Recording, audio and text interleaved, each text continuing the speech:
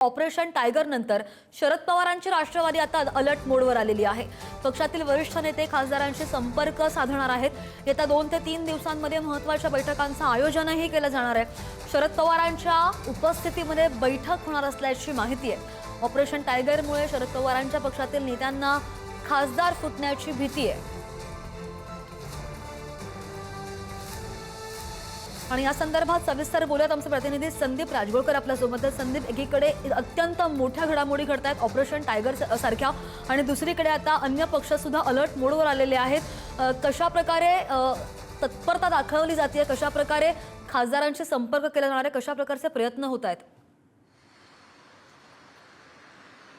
नाही श्रद्धा, प्रामुख्यानं पाहायला गेलं तर ऑपरेशन टायगरची धास्ती राष्ट्रवादी काँग्रेस शरदचंद्र पवार पक्षानं घेतली असं म्हणता येईल। आणि शरद पवार यांच्या उपस्थितीमध्ये येत्या 2 ते 3 दिवसात एक महत्त्वपूर्ण बैठक होऊ शकते। आपल्याला माहिती आहे की 9 पैकी 6 खासदार हे ऑपरेशन टायगरमध्ये असल्याचं बातम्या आहेत, आणि तशा हालचाली सध्या राजधानी दिल्लीमध्ये सुरू आहेत।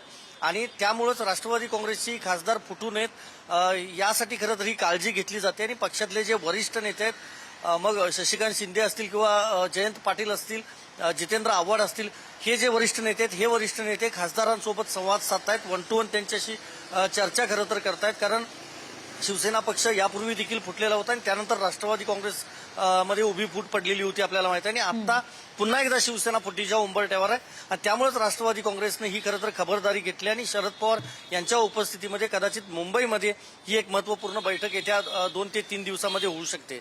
श्रद्धा, अगदी या सगळ्या घडामोडींकडे लक्ष असेल। धन्यवाद दिलेल्या सगळ्या सविस्तर अपडेटसाठी संदीप।